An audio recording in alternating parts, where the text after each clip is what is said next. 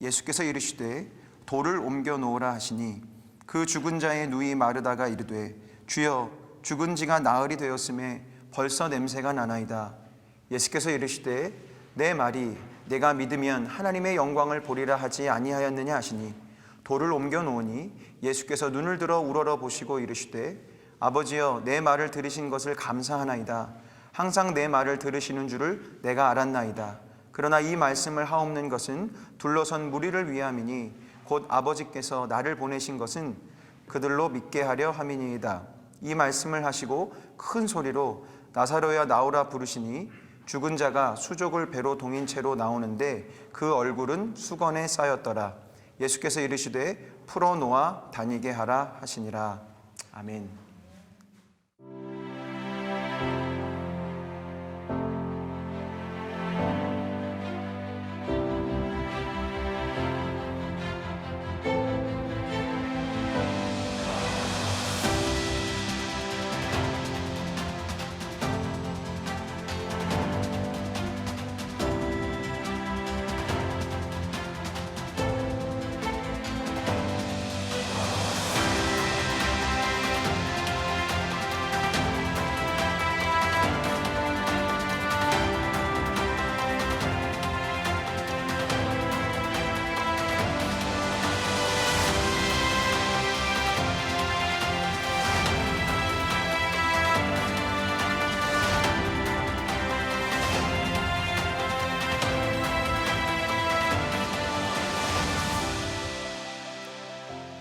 제가 아주 짧은 기간 독일에 갔다 왔습니다. 종교개혁지에 이렇게 목사님들 가서 저는 어제 저녁에 이제 들어왔는데 진짜 깜짝 놀랐어요. 독일에서부터 이 체코까지 오는 중에 모든 가이드들이 우리 교회 예배를 영상으로 드리고 있어요. 깜짝 놀랐어요, 진짜. 그래서 여러분들이 하는 이 인사가 그냥 하는 인사가 아니라 오늘 예배를 드리는 누군가에게 참 소망과 기쁨을 주는 인사라고 생각해요. 우리 오늘은 소망에 대한, 부활에 대한 이야기를 할 텐데 소망을 가집시다. 이렇게 두 손을 들어 한번 인사하겠습니다. 시작. 소망을 가집시다. 네, 감사합니다. 오늘 벌써 11번째 예수님의 기적에 대한 말씀을 나누고 있습니다. 한번 지금까지 지나왔던 흔적을 우리들이 한번 보고 가면 좋을 것 같습니다. 먼저 우리 욥바에서, 여러분 첫날 말씀 제목 기억하세요? 틀을 깨라, 기적에 대한, 서론에 대한 말씀을 했고요. 쭉 저 갈릴리 쪽으로 올라가서 가나에서, 또 나인성에서, 가버나움에서, 베세다에서, 거라사에서, 게네세라 호수에서, 다볼산 변화산에서 기적이 일어났습니다. 저 지역 가운데 조그맣게 동그랗게 되어 있는 것은 갈릴리 바다고요. 예수님께서 3년 동안 공생애를 하셨던 대부분의 지역은 갈릴리를 중심으로 일어났습니다. 그러니까 유대 북쪽의 이방 땅입니다. 그리고 오늘, 그리고 지난주에는 베데스다 연못과 베다니가 있는데 저 가운데 유명한 도시가 있죠. 예루살렘이 있습니다. 저기를 우리가 남유다라고 이야기를 하죠. 예수님은 사역 3년 동안 3번 예루살렘을 올라가십니다. 그래서 저 유다 지역과 저 북이스라엘로 나눠지는데 예수님의 주요 활동 공간은 갈릴리를 중심으로 이루어졌고요. 지난주와 오늘 나누는 기적은 예루살렘 근처에 있었던 베다니에서 일어났던 일입니다. 자, 머릿속에 이렇게 좀 넣고 성경을 보시면 훨씬 더 좋겠죠? 이런 걸 계속 해야 되나 말아야 되나 여러분들에게 도움이 되라고 하는 겁니다. 자, 오늘 죽음에서 시작된 기적이라고 하는 제목으로 말씀을 나누려고 합니다. 기적에 대한 말씀을 나누면서 계속해서 깨닫게 되는 것은 기적은 우리의 기본적인 상식의 틀을 깬 또 주님의 방법으로 일어났던 일들이구나.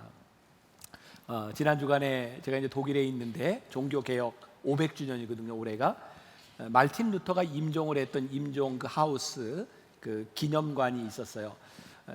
그 유럽은 화장실 가는 게 굉장히 불편합니다. 늘 돈을 내야 되고. 그래서 그런 장소가 있으면 사람들이 무조건 화장실부터 갑니다. 저희 일행들이 도착했을 때 여자분들이 화장실에 들어갔는데 가자마자 몇 분들이 화장실 문이 잠겼다고 이렇게 이제 불평을 했고요. 가이드하는 분이 그 직원에게 문이 잠겼노라고 그렇게 이야기를 했어요. 그리고 가이드가 와서 굉장히 불편한 표정을 지었습니다. 왜냐하면 사람들이 왜 그러냐는 거예요. 우리 일행들이. 왜냐하면 우리들 늘 화장실 문을 이렇게 열잖아요. 근데 사람들이 계속 잠겨서 안 열린다는 거예요. 밀어보지라는 거예요. 직원이 가서 왜 안 미냐고, 밀으면 열리는데. 그러면서 그분이 이런 얘기를 하는 거예요. 당겨서 안 열리면 밀어도 보세요. 그러면서 그때 우리가 했던 이야기가 우리는 자기에게 익숙해진 것이 아니면 아니라고 생각할 때가 참 많다는 거죠. 기적의 이야기는 전부 그랬던 것 같아요. 우리의 익숙함이 아니라 하나님의 방법, 주님의 방법으로 일어났던 일들. 오늘 죽음에 대한 문제, 이것을 우리들이 한번 다루어 보려고 하는데, 아마 인류가 존재하는 한 한 번도 멈춰본 적이 없는 보편적인 질문이 있다면 바로 죽음에 대한 문제일 거예요. 왜 우리들이 죽음에 대한 문제를 계속해서 물으면서 또 묻는가? 그것은 우리들이 해결할 수 없는 문제이기 때문이죠. 오늘 일부 예배 때는 우리 수험생들이 함께 예배를 드렸습니다. 7시에 작전 타임이라고 하는 순서를 가지고 식사를 하고 예배를 드리는데, 어젯밤에 제가 고민을 한 거예요. 수험생들이 예배 드리는 걸 모르고 말씀을 준비했거든요. 얘네들한테 죽음에 대한 이야기를 해야 되는데 이 말씀이 적절하지 않다, 이 고민을 하는데 저희 집 애가 있다가 아빠 걱정하지 마세요, 수험생 애들 지금 걔네들 거의 죽어 있는 상태니까 이 말씀이 힘이 될 거예요 그러더라고요. 그래서 그럴 수도 있겠다. 그래서 혹시 여러분들 가운데 죽음과 같은 그런 상황에 있는 분이 있다면 이 말씀이 우리들에게 주는 답은 무엇일까를 생각해 보면 좋겠고요. 아마 지금 여기에 나오는 주인공도 그렇지만 우리들에게 계속 끊임없는 질문이 그런 거죠. 예수님께서 우리를 사랑하신다면 왜 이런 일이 일어나야 되는가? 마리아와 마르다 그리고 나사로에게 있어서 이해할 수 없는 일이었어요.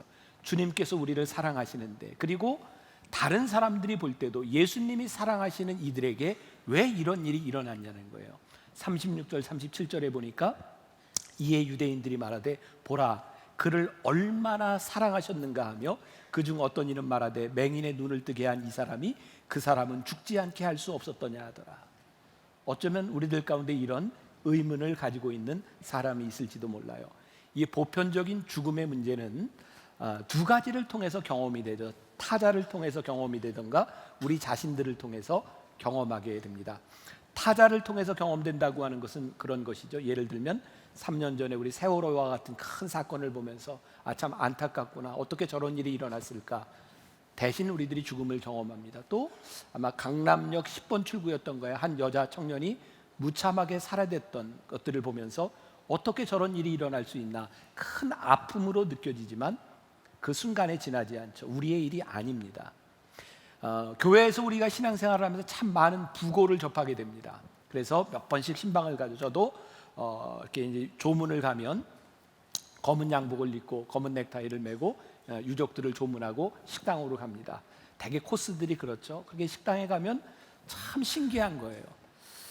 누구의 죽음 앞에서 조문을 했던 사람들이 밥 먹는 모습을 보면 검은 옷과 검은 넥타이만 뺀다면 죽음을 연상할 수 없는 모습들입니다. 다 웃고 떠들고 즐겁게 밥을 먹습니다. 이 죽음이라고 하는 것이 그런 것 같아요. 타자의 죽음은 아무리 슬퍼도 타자의 죽음에 머무를 수밖에 없는 거죠. 우리 자신에게 있어서 죽음이라고 하는 경험은 내가 죽는 경험이 아닙니다. 내가 죽는 것은 경험될 수 없는 거죠. 결국은 우리가 사랑하는 사람, 나와 관계된 사람의 죽음을 통해서 우리는 자신의 죽음을 경험하게 됩니다. 근데 어떤 감정들인가요? 상실에 대한 고통이죠. 또 어떤 감정인가요? 저는 이런 감정이 보편적일 것 같아요. 무력함에 대한 분노. 우리가 사랑하는 사람을 잃었을 때 그 죽음을 우리들이 어찌할 수 없다고 하는 것. 그래서 우리는 분노와 상실감을 죽음 앞에서 느끼기도 합니다.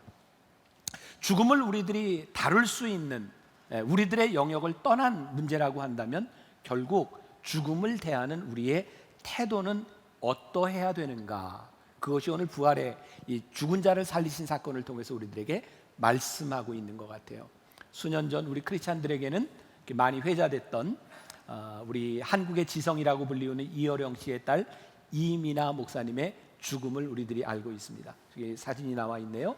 이민아 목사는 예수를 믿지 않던 아버지가 너무 안타까웠고, 그는 자신의 병과 아들의 병을 통해서 그 아버지가 예수님께로 돌아오게 됩니다. 그런데 아버지는 예수님께 돌아왔는데 그 아버지가 딸의 죽음을 경험하게 된 거죠. 그 아버지의 아픔을 이렇게 인터뷰한 내용이 2012년 크리스찬 투데이에 실린 적이 있습니다. 이어령 씨는 이런 말을 했어요. 죽음은 현실의 부재입니다. 현실의 부재, 지금 존재하지 않는다는 거죠. 그리고 옛말에 부모님이 돌아가시면 청산에 묻고 자식이 죽으면 가슴에 묻는다고 했는데 그것이 무슨 말인지 알 수 있을 것 같습니다. 크리스찬들을 통해서 SNS를 통해서 많은 위로를 받았지만 여전히 나에게 딸의 죽음은 슬픔입니다. 제가 어제 비행기를 타고 오면서 영화를 하나 봤는데 핵소고지라고 하는 전쟁 영화였어요. 이 영화에는 양심적 병역 기피를 한, 그래서 총을 들지 않는 한 청년이 군대에 들어가고요, 많은 어려움들을 겪으면서 위생병으로 총을 들지 않고 많은 사람들을 살려낸 아주 감동적인 스토리가 있어요. 그 영화에 보면 그런 대사가 나와요. 평시에는 자식이 부모를 장사 지내지만 전쟁이 되면 부모가 자식을 장사 지냅니다. 굉장히 그런 아픔이 묻어나 있는 그런 대사이기도 했습니다. 죽음은 슬퍼요. 오늘 성경에도 보면 예수님께서 마리아와 마르다뿐만 아니라 이 나사로를 바라보시고 누이뿐만 아니라 예수님도 눈물을 흘리셨다라고 되어 있어요. 참 신기하죠? 예수님께서 곧 살리실 나사로가 죽었다는 이야기를 듣고 예수님이 눈물을 흘리셨어요. 부활을 믿는 우리들에게 죽음은 슬픈 겁니다. 그것은 이별이고 만날 수 없는 것이기 때문이죠. 이어령 씨는 그 표현을 이렇게 했어요. 나에게 남아있는 슬픔, 가장 큰 슬픔은 뭐냐면 핸드폰에 새겨져 있는 딸의 이름이라는 거예요. 단축키로 딸의 이름을 만들었고 그 핸드폰 번호를 지우지 않았기 때문에 단축키를 누르면 딸의 번호가 뜨는데 더 이상 대화할 수 없다는 거예요. 이전에는 단축키를 누르면 아빠 아파요 이런 대화를 했는데 더 이상 대화할 수 없는 것, 그것이 슬픔이다, 이렇게 말을 하고 있죠. 오늘 마리아와 마르다가 가졌던 가장 큰 아픔에 대한 문제는 예수님에 대한 부재였던 것 같아요.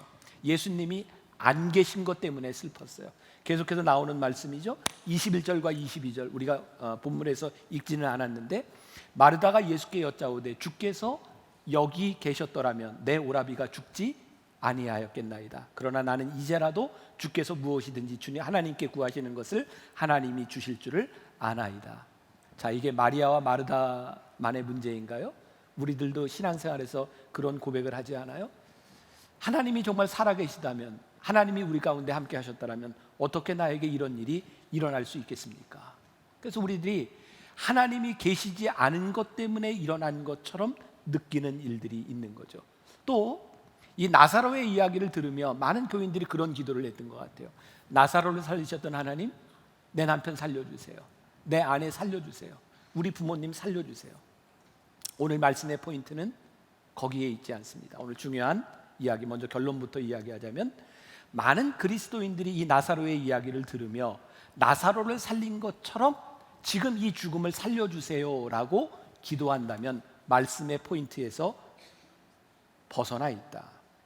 우리 주님은 나사로를 살리신 것을 통해서 나도 나사로처럼 살려주세요라고 하는 기도를 하라는 것이 아니라 나사로를 살려주신 예수님이 어떤 분이신지를 알아라 라고 말씀하고 있습니다.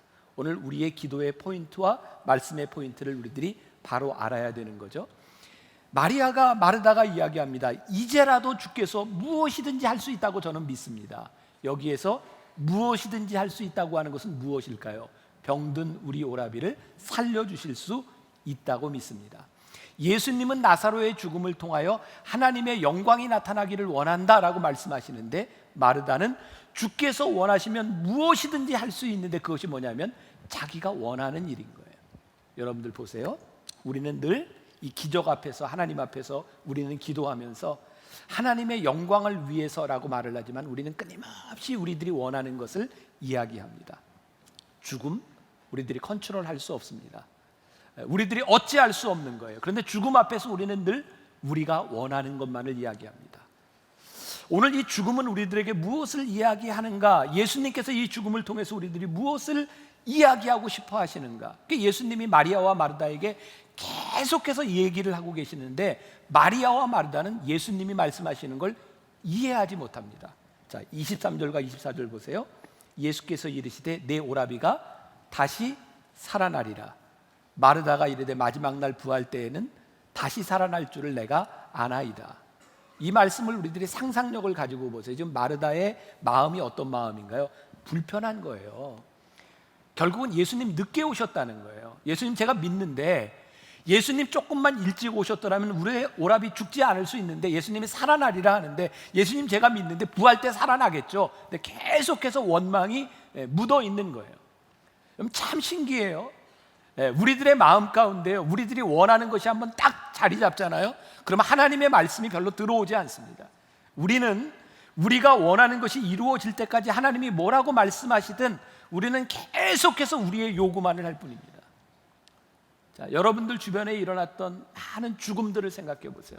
여러분 그거 다 이해할 수 있습니까? 아니, 이해하지 못해요. 하나님 어떻게 이런 일이 일어날 수 있어요? 근데 우리 크리스찬들에게 주시는 굉장히 놀라운 특권이 있는데, 죽음은 우리들이 이해할 수 있는 것이 아니라 하나님께서 하시는 일로 우리들이 받아들이기 시작할 때 죽음은 다른 의미를 가져오기 시작해요. 자, 오늘 여러분들에게 도전하는 거예요.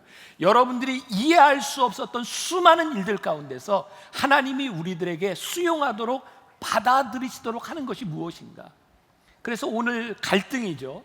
이들이 생각하는 현실과 예수님께서 말씀하시는 하나님의 영광 사이에 갭이 있는 거예요.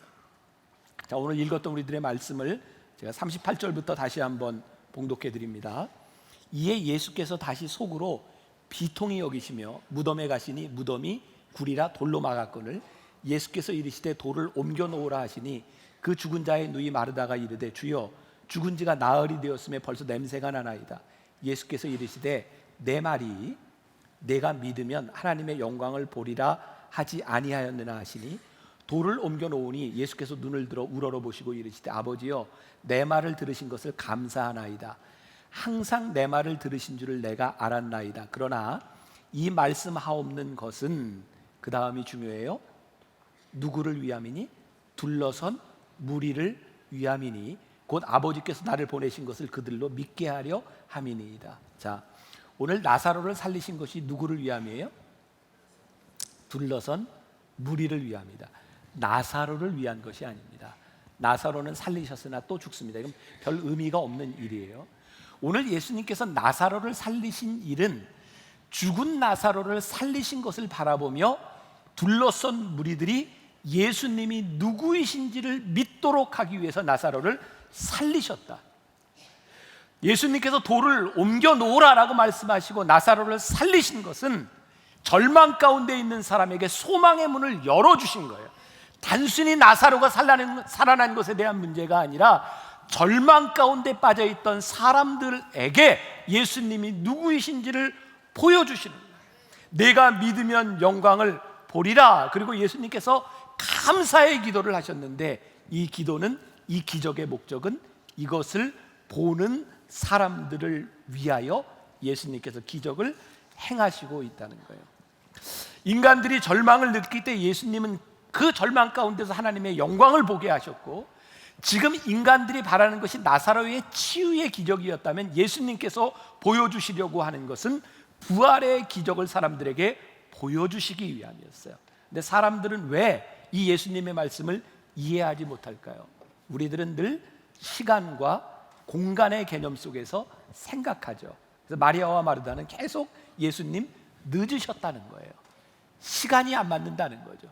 그리고 예수님 그때 그 자리에 계셨더라면 우리 오라비가 살았을 것 같아요. 장소가 맞지 않는다는 거예요. 제가 말씀을 묵상하면서 아주 흥미로운 것을 발견하게 되었어요. 자, 17절에 우리가 오늘 읽지 않은 말씀인데요, 예수께서 와서 보시니 나사로가 무덤에 있은 지 이미 며칠이라고요? 나흘이라 그랬어요. 여러분들 성경을 읽으면 예수님께서 나사로가 아프다는 이야기를 마리아가 보낸 하인을 통해서 듣습니다. 그리고 예수님이 며칠을 유하셨다 그랬죠? 이틀을 유하셨다 그랬어요. 이틀을 유하시고 돌아와서 보니까 지금 죽은 지 며칠이 됐어요? 나흘이 되었어요. 자, 생각해 보자고요. 예수님이 이틀을 유하셨는데 와서 나흘이 되었으니까 마르다가 예수님께 보낸 사람이 가는 길이 얼마나 걸리는 길이에요? 하루길 걸립니다. 예수님이 오시는데 하루길이 걸리고, 그래서 나흘이에요. 그런데 예수님이 오셨을 때 이미 나흘이에요. 그러면 마리아가 예수님께 사람을 보냈을 때 나사로가 이미 죽었어요, 안 죽었어요? 이미 죽어 있었어요. 그러니까 예수님께서 그 얘기를 듣고 바로 오셨어도 나사로는 이미 죽어 있는 시간이에요. 예수님께서 이틀을 유하셨다라고 하는 것은 무슨 의미일까요? 예수님은 그 죽음과 관계없이 예수님의 시간과 예수님의 사역을 감당하고 계셨을 거예요. 우리들에게 불만이 되고 우리들이 받아들이지 못하는 것이 뭐냐면 우리들의 시간과 우리들의 장소인 거예요. 주님의 시간과 주님의 장소가 아니에요. 예수님 그 자리에 있었더라면, 그 시간에 있었더라면. 그래서 마리아와 마르다는 예수님이 오셨는데 계속 과거의 이야기를 하는 거예요. 예수님 그때 거기에 계셨더라면 우리 오라비가 나을 수 있었을 텐데, 예수님은 지금 여기에서 부활을 이야기하시고 하나님의 영광을 이야기하시는데 그 누이들은 그때의 과거 속에 머물러 있는 거예요. 제가 이번 주간에 읽은 아주 흥미로운 책이 있었어요. 팀 켈러 목사님이 쓴 내가 만든 신이라고 하는 책인데, 거기에 이런 구절이 나와요. 슬픔은 우리가 무언가를 잃었다는 뜻이고 절망은 모든 것을 잃었다는 뜻이다. 그러니까 우리들이 우상 숭배를 하면 모든 것을 잃어버리면 절망이라는 거예요. 여러분 여기 보세요. 마리아가 마르다가 슬픔 가운데 있어요. 마리아와 마르다뿐만 아니라 우리들 모두도 살아가다 보면 우리는 슬픔을 경험합니다. 슬픔은 누구나에게 찾아올 수 있어요. 문제는 슬픔이 절망으로 가는 겁니다. 예수님은 슬픔 가운데 찾아오셔서 절망을 소망으로 바꿔놓으신 거예요. 오늘 이야기는 슬픔 가운데 찾아오신 예수님이고 죽음 가운데서 소망을 만드신 이야기예요. 우리들에게 제일 문제가 뭐냐면, 하나님을 우리들이 믿지 못하면, 우리를 주님이 어떤 분이신지 알지 못하면, 나사로를 살리신 주님이 어떤 분이신지를 우리들이 믿음으로 고백하지 못한다면 우리의 슬픔이 절망으로 간다는 거예요. 오늘 우리의 슬픔이 절망으로 가지 않도록 지금 예수님께서 우리들에게 하시는 말씀, 절망 가운데 우리들이 하시는 말씀이 무엇인지를 보아야 되는 거죠. 장소의 문제로 가볼까요? 마리아와 마르다가 예수님 여기 계셨더라면, 그 예수님이 오세요.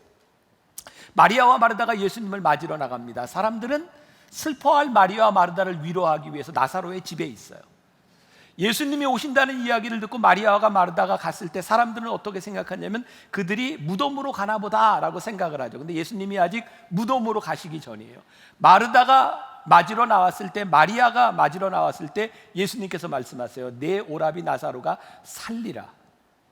사람들은 그가 아팠던 곳에서, 무덤에서 무언가 일어나리라고 생각하는데 예수님은 그 장소가 아니라 그곳으로 가는 도중에 예수님은 이미 선포하고 계세요. 저는 굉장히 흥미롭게 이 부분을 묵상했어요. 주님은 시간과 공간을 초월하시는 분인데 우리는 늘 우리의 시간과 우리의 장소 속에서 생각하고 우리들이 절망을 느끼는구나. 나사로의 죽음 속에 함몰되어 있는 사람들은요, 계속해서 죽음에 집중합니다. 그런데 여러분 꼭 가서 요한복음 11장 말씀을 쭉 묵상해 보세요. 예수님께서 하시는 말씀은 과거의 언어가 아니라 현재의 언어고요, 부정적인 언어가 아니라 소망의 언어를 이야기합니다. 그런데 사람들은, 죽음에 집중한 사람들은 계속 과거에 머물러 있고 계속해서 부정적인 이야기를 하는 거예요. 예수님은 생명을 얘기하시고요, 부활을 얘기하시고요, 그가 살겠다고 얘기하시고요, 살아서 죽지 아니하라고 말씀하시는데 사람들은 과거 가운데 머물러 있는 거예요. 그래서 오늘 말씀을 통해 또 깨닫게 되는 게 뭐냐면, 죽음 앞에서 마리아가 마르다가 보였던 태도 중에 안다고 하는 것과 믿는다고 하는 것은 전적으로 다른 부분이구나라고 하는 것을 깨닫게 돼요. 예수님께서 내 오라비가 살리라 말씀하시니까 마리아가 네 알아요. 계속해서 예수님께서 말씀하시는데 마리아와 마르다는 압니다라고 얘기합니다. 근데 예수님은 계속해서 내가 믿느냐고 물어보세요. 오늘 우리들에게 찾아온 죽음에 대한 문제가 타자를 통해서든 우리를 통해서 다가오는 이 죽음의 문제 가운데서 우리들이 아는 것에 대한 문제가 아니라 주님은 우리들에게 네가 믿느냐고 물어보시는 거예요. 이 믿음으로 우리들이 보지 않고 믿음으로 받아들이지 않으면 이 소망, 부활이 우리들에게 아무 관계가 없는 거죠. 죽음 앞에서 하나님의 영광을 보는 두 가지 방법이 있다. 하나는 죽음과 친해지는 거고요, 또 다른 하나는 죽음을 이기는 거예요. 죽음과 친해진다고 하는 것은 우리가 죽음을 통해서 하나님과의 친밀한 교제 가운데 들어가는 것을 믿느냐, 우리가 죽음을 이긴다고 하는 것은 죽음의 사망 권세를 물리치신 주님과 함께 최후의 승리를 믿느냐, 이것이 우리들에게 중요해요. 계속해서 마르다는 안다고 이야기했지만 그는 믿지 않았던 것 같아요. 39절과 40절 다시 한번 목록합니다. 예수께서 이르시되 돌을 옮겨 놓으라 하시니 그 죽은 자의 누이 마르다가 이르되 주여 죽은 지가 나흘이 되었음에 벌써 냄새가 나나이다. 예수께서 이르시되 내 말이 내가 믿으면 하나님의 영광을 보리라 하지 아니하였느냐 하시니, 말씀을 준비하면서 저에게 다가왔던 어려움이었어요.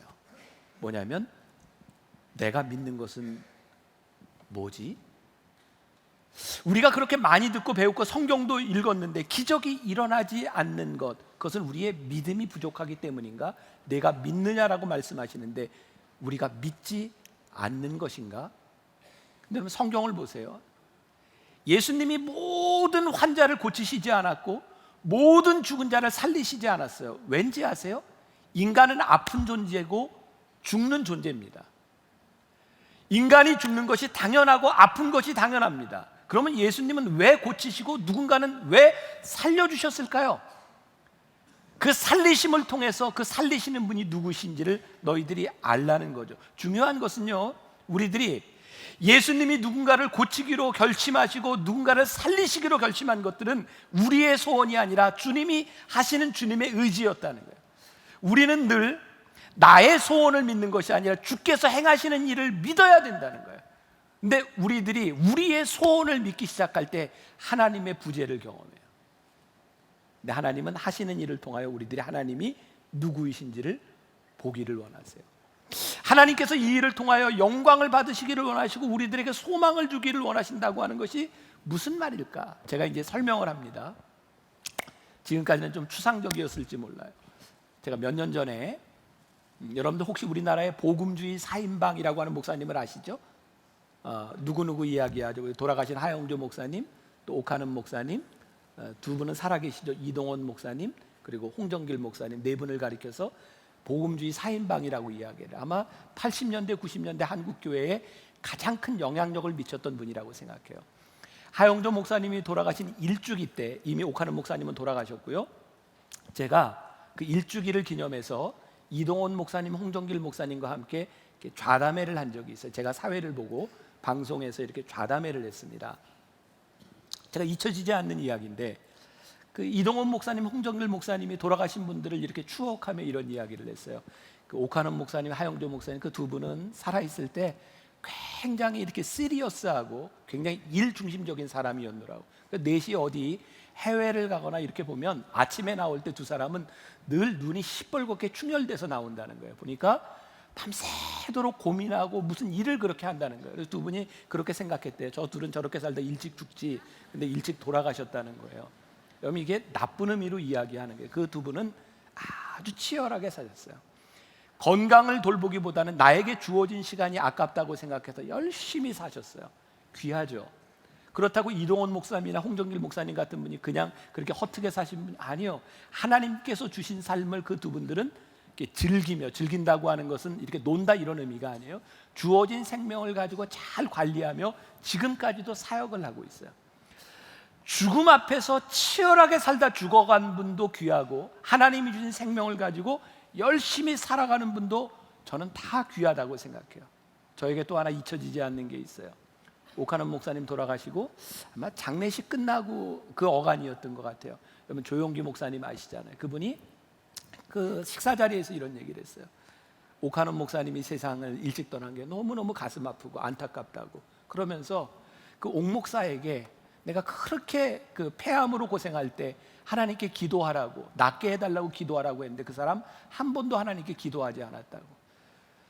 오카는 목사님은요, 폐암으로 돌아가실 때 하나님 낫게 해달라고 기도한 분이 아니라 그 병을 내가 안고 영광스럽게 죽을 수 있도록 기도한 분이라고. 그래서 조용기 목사님이 안타까웠던 건 내가 파킨슨씨 병으로 힘들 때 나는 하나님께 기도하고 하나님이 나를 고쳐주시는 걸 경험했는데 그 사람은 그 병을 안고 그렇게 죽었노라고, 그것이 아깝다고 이야기하시는 거예요. 저에게 어떤 생각이 드는지 아세요? 그렇게 하나님 앞에 고쳐달라고 기도하지 않고 그 병을 안고 끝까지 영광스럽게 살다 죽은 분의 신앙도 위대하고, 우리들의 질병 앞에서 하나님 고쳐달라고 기도하는 것도 참으로 위대하고, 그런데 우리들의 문제는 무엇인가? 죽음을 이길 만한 믿음도 우리들에게 없고 죽음을 초월하는 믿음도 우리들에게 없다는 거예요. 그래서 우리는 죽음 앞에서 늘 패배자고 불안하고 우리들에게 그 믿음이 없기 때문에 우리들이 안다고는 아는데 그 아는 것이 우리를 붙잡아 주는 것이 아니라 믿음이 우리를 흔들리지 않게 붙잡아 주는데 우리들은 아는 지식 가운데 늘 흔들리며 살아가는 거예요. 25절과 26절 예수께서 이르시되 나는 부활이요 생명이니 나를 믿는 자는 죽어도 살겠고 무릇 살아서 나를 믿는 자는 영원히 죽지 아니하리니 이것을 내가 믿느냐. 죽음 앞에서 예수님께서 물으시는 거예요. 내가 아는 것이 아니라 내가 이것을 믿느냐. 그리고 오늘 말씀의 하이라이트라고 생각하는데 43절과 44절 같이 한번 읽어보죠. 같이 한 목소리 시작. 이 말씀을 하시고 큰 소리로 나사로야 나오라 부르시니 죽은 자가 수족을 베고 채로 나오는데 그 얼굴은 수건에 쌓였다. 예수께서 이르시되 풀어놓아 다니게 하라 하시니라. 자, 제가 말씀을 읽을 때 우리가 좀 상상력을 가지고 보자. 이걸 좀 상상해 보자. 무덤에 이렇게 닫혀 있던 돌문을 이렇게 열어놓고 예수님께서 말씀하시는 거예요. 나사로야 나오너라. 사람들은 이야기합니다. 이미 죽어서 나흘이나 지나 냄새가 납니다. 근데 예수님께서 어떤 소리로요? 큰 소리로. 예수님이 아주 교양 있게 나사로야 나와라 이렇게 하신 게 아니라는 거예요. 어떻게 말씀하셨어요? 나사로야 나와라! 큰 소리로 말씀하셨다는 거예요. 성경을 보면 예수님께서 기적을 행하시던 때 교양 있게 말씀 안 하셨어요. 풍랑이 이는 바다를 향해 예수님이 큰 소리로 꾸짖습니다. 바다야 잔잔하라 꾸짖으셨어요. 귀신을 쫓아낼 때 예수님께서 교양 있게 귀신아 나가라 이런 게 아닙니다. 더러운 귀신아 물러갈지어다 예수님께서 큰 소리로 말씀하셨다는 거예요. 저에게 오늘 와진 확신이 이거예요. 하나님, 우리 성도들 가운데 죽음의 위협과 귀신에 둘러싸인 두려움과 공포에 쌓여있는 자가 있다면 신앙이 교양이 아니라 지식이 아니라 우리가 믿음으로 예수님처럼 큰 소리로 선포하게 하여 주옵소서. 죽음의 권세는 물러갈지어다. 악한 세력은 물러갈지어다. 어두움은 물러갈지어다. 큰 소리로 예수님께서 말씀하실 때, 그리고 저 죽어나온 나사로를 풀어 놓아 다니게 하라, 자유하게 하라. 하나님께서 우리들에게 주시는 말씀이 바로 그런 선포 선언이 아니겠는가. 그래서 오늘 저희가 깨닫게 되는 거예요. 신앙생활은, 하나님을 믿는 사람은 안 죽으려고 바둥바둥거리는 사람이 아니라 어떻게 하면 잘 죽을 수 있을까? 어떻게 하면 영광스러운 죽음을 맞이하고 영광스럽게 살 수 있을까? 하나님 앞에 믿음으로 고민하는 사람이 아닐까. 헬리나 우엔이 쓴 두려움에서 사랑으로라고 하는 책에 보면 죽음을 부정하는 것에서 죽음과 친구가 되는 것이 필요하다 이런 이야기를 하는데, 한 비유로 이런 이야기를 합니다. 제가 읽어드릴게요. 어머니 모태 안에 있는 남녀 쌍둥이가 대화를 나누고 있습니다. 여자아이가 남자아이에게 나는 출생 후에 삶이 있다고 믿어. 그러자 남자아이가 극렬하게 반대합니다. 아니 이게 전부야. 여기가 아늑하고 좋아. 우리 밥줄인 탯줄에 매달려 있기만 하면 되잖아. 여자아이가 물러서지 않습니다. 이 어두운 곳 이상에 뭔가 있어야만 해. 뭔가 다른 것, 움직일 자유가 있는 밝은 곳이 있어야만 해. 하지만 여자아이는 남자아이를 설득시킬 수 없었습니다. 얼마간의 침묵이 흐른 후 여자아이가 머뭇거리며 말을 합니다. 할 말이 더 있어. 넌 이것도 믿지 않겠지만 난 엄마가 있다고 믿어. 남자아이는 불같이 화를 내며 소리쳤습니다. 엄마라니 그게 무슨 소리야. 난 엄마를 본 적이 없어. 너도 그렇잖아. 누가 내 머릿속에 그런 생각을 넣은 거지.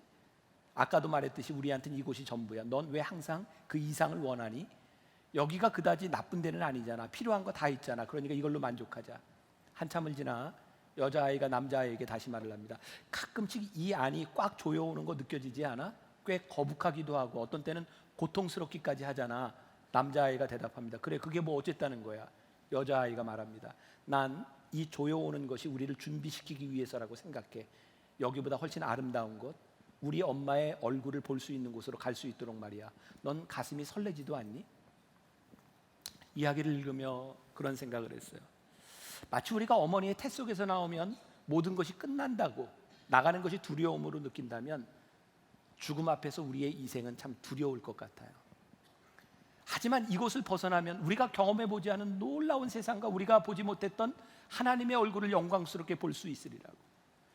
이 태 속에 조여오는 고통, 이 세상에 우리들이 당하는 고통이 끝이 아니라 이 고통을 벗어나 이곳을 나가면 우리를 맞아주실 하나님이 계시다고 하는 것을 믿는다고 하면 우리들이 이 세상의 고통 가운데서 영광을 바라보며 살 수 있지 않겠는가? 준비되지 않은 죽음은 절망이지만 준비된 죽음은 영광과 소망이 아니겠는가?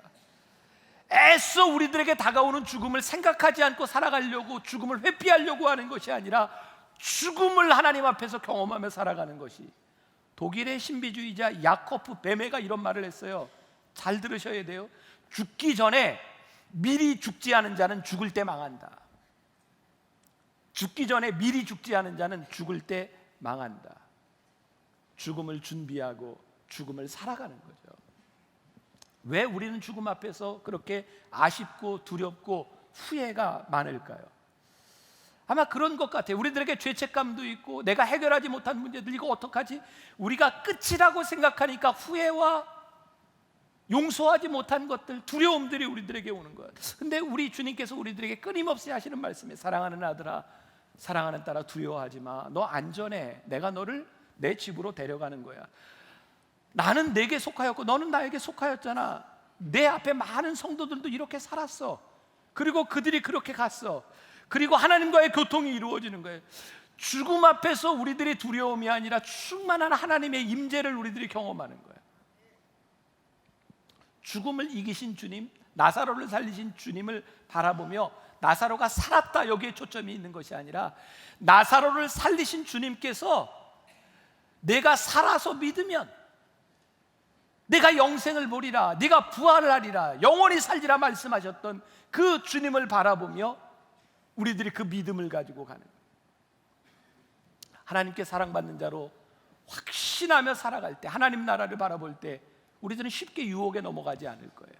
근데 우리가 만일 이 생뿐이라면 여기서 끝난다고 생각하면 수많은 유혹 가운데 넘어지지 않겠어요? 이게 끝인데 여기서 뭔가를 해결해야 되잖아요. 하나님의 나라를 믿으며 영생을 믿는 우리들은 그렇게 쉽게 유혹에 넘어가지 않는 거예요. 마태복음 18장 3절에 보면 우리가 잘 아는 얘기 있어요. 너희가 어린아이와 같지 않으면 결단코 하늘나라에 들어가지 못한다. 이게 무슨 말일까? 이게 정말 어린아이와 같다는 말이 무슨 말일까? 저에겐 이렇게 해석이 되었어요. 이것은 절대 의존이다. 너희들이 어린아이처럼 하나님을 의존하지 못한다면 너희들 하늘나라에 들어가지 못한다. 이게 무슨 말일까요? 의존한다고 하면 하나님 안에 평안함이 있습니다. 주님 안에 우리들이 평안함이 있습니다. 여러분, 죽음은요, 남겨진 자들에게 복돼야 돼요. 여러분들이 이 세상을 떠났을 때 남겨진 여러분들의 형제와 자매와 자식들에게 여러분들의 죽음이 복돼야 돼요. 그리고 여러분들의 죽음이 하나님 앞에 영광스러워야 돼요. 그래서 죽음 앞에 두려움, 바득바득 그 두려움 가운데 떠는 것이 아니라 죽음을 이기든지 죽음과 친해지든지 하나님의 임재가 우리 가운데 있어야 돼요. 그러니까 여러분, 오해하지 말고 들으세요. 저도 나이 들 거예요. 너무 그렇게 살려고 바둥바둥하지 마세요. 그러니까 저는 진짜 제가 여러분들에게 부탁드리고 싶은 게, 우리가 죽을 때가 되면 잘 죽었으면 좋겠어요. 그래서 이렇게 지금 생명 연장하고 억지로 이렇게 생명을 연장하는 일 하지 말자 이거예요. 왜? 하나님 앞에 영광스럽게, 하나님 여기까지 우리를 쓰셨으면 이제는 하나님 우리를 받으셔서 영광스러운 하나님의 나라에서 영광스러운 하나님의 얼굴을 바라보며 설레는 마음으로 우리들이 죽음 앞에 갈 수 있도록, 우리들이 그렇게 죽음을 준비하며 죽음을 이기신 주님을 우리들이 붙잡자는 거예요. 세상 사람들이 우리들에게 너 하나님이 사랑하신다는데 이 모양 이 꼴이 뭐냐, 너 왜 죽었냐, 왜 이 모양이라고 이야기할 때 우리가 믿는 하나님은 어떤 분이신지를 말할 수 있으면 좋겠다. 한 가지 이야기를 하고 예배를 마칩니다. 우리 결단 찬양을 하나 부르게 될 텐데요, 1892년에 우리나라에 들어왔던 선교사가 있습니다. 우리말로 이렇게 바꿨어요. 민로아 선교사라고. 1892년 이분은 처음에 충청북도의 1호 선교사입니다. 이분은 자녀가 없었고요, 한국에 들어온 지 6년 만에 첫 아들이 태어납니다. 8개월 뒤 이 아들이 하늘나라로 떠나갔어요. 아픔이 아물어 갈 만할 쯤에 3년 뒤 둘째 아이가 생겼습니다. 10살을 뱃속에 품고 있던 이 아이는 낳자마자 하루 만에 세상을 떠납니다. 1년이 지나서 두 아이를 잃은 슬픔 때문에 이 선교사님의 아내가 세상을 떠났어요. 이 일을 지켜봤던 조선 사람들이요, 이 선교사님에게 이렇게 묻습니다. 당신이 전하는 예수가 누구기에 이렇게 당신을 힘들게 합니까? 당신이 전하는 예수가 누구이기에 이렇게 당신을 힘들게 합니까? 어쩌면 세상의 많은 사람들이 우리들에게 이렇게 물을지 몰라요. 당신이 믿는 예수가 누구이기에 이렇게 비참한 죽음을 경험하게 합니까? 당신이 믿는 예수가 누구이기에 여러분을 그렇게 힘들게 합니까? 어쩌면 우리가 앞으로 이런 질문을 받게 될지 몰라요. 당신이 믿는 예수가 누구이기에, 당신이 믿는 예수가 누구이기에. 우리가 믿는 예수님은요, 죽은 나사로를 살리신 분이에요. 나사로는 또 죽습니다. 그러나 죽음을 살리신 예수님을 우리가 믿는 거예요. 민노아 선교사는 그때 대답 대신 우리들에게 알려진 찬양을 지어서 부르게 됩니다. 이런 찬양이에요.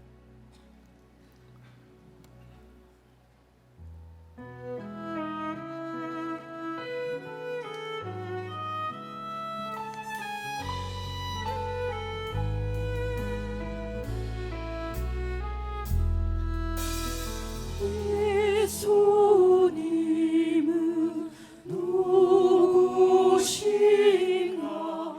오는 자의 위로와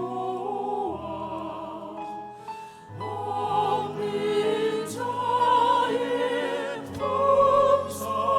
품성이며 전한 자의 높음과 자비 자의 노임되고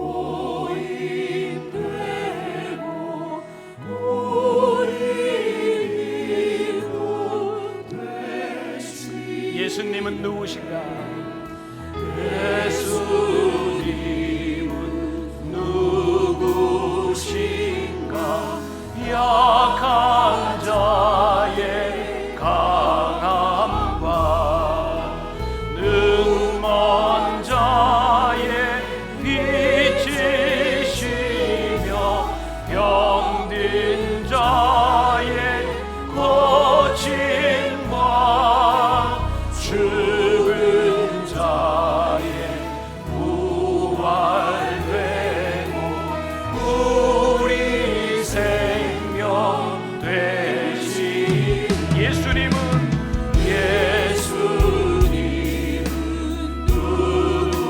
누구신가? 주한 자의 정함과 죽을 자의 생명이며 죄인들의 중보와 멸망자의 구원되고 우리 평화 되시. 예수님은 누구신가? 예수님은 누구신가? 오는 자의 위로와 없는 자의 품성이며 전한 자의 높임과 잡힌 자의 노임되고 우리 기쁨. 우리 1절 한 번 더 부릅시다. 예수님은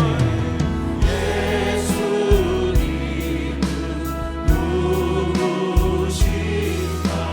오는 자의 위로와 없는 자의 품성이며 전한 자의 높임과 자비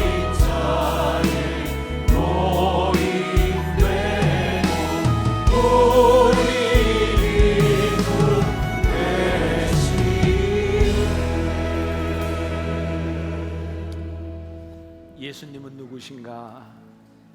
예수님은 누구신가? 예수님은 누구신가? 예수님은 누구신가? 어쩌면 세상 사람들이 우리들의 죽음 앞에서 우리의 고통 가운데서 그렇게 물을지 모릅니다. 예수님은 누구신가? 우리가 믿는 것이 있습니다. 예수님은 죽은 자의 소망이요 죽은 자의 부활이 되심을 우리가 믿습니다. 우리의 지식이 아니라 우리의 믿음으로 고백합니다. 이 세상이 끝나는 것이 아니라 우리를 영광스러운 나라에서 맞아주실 주님을 우리들이 기대하며 설레는 마음으로 그렇게 살아가기에 우리가 죽음을 맞이할 수 있습니다. 오늘 나사로를 살리신 예수님, 나사로가 살아난 것이 기적이 아니라 나사로를 살리신 주님을 믿는 것이 기적입니다. 우리들에게 영광입니다. 우리들에게 소망입니다. 오늘 그 주님을 붙들고 나아가게 하여 주옵시고, 우리들이 생각하는 시간과 우리들이 생각하는 장소가 아니라 우리를 하나님에게로 이끄시는 하나님의 손길을 고백할 수 있는 사람들, 그 믿음 있는 사람들이 되게 하여 주옵소서. 오늘도 하나님 앞에 드려진 귀한 예물, 우리의 믿음의 고백들이 하늘나라를 위하여 아름답게 쓰여지게 하여 주옵시고, 하나님, 우리 만나의 성도들 이 땅 위에 살아가는 동안 하나님 앞에 거침없이 힘차게 믿음으로 살아갈 수 있도록, 부족하지 않도록 하나님 채워주옵시고, 아무리 부족해도 유혹에 넘어가거나 범죄하지 않도록 우리를 붙잡아 주셔서 승리하는 인생이 되게 하여 주옵소서. 지금은 우리 주 예수 그리스도의 은혜와 하나님 아버지의 무한하신 사랑과 성령의 인도하심이 나사로를 살리신 주님을 믿는 믿음으로 이 세상을 향해 담대하게 나가는 당신의 사랑하는 모든 백성들 위해 지금부터 영원까지 함께 하시기를 간절히 축원하옵나이다. 아멘.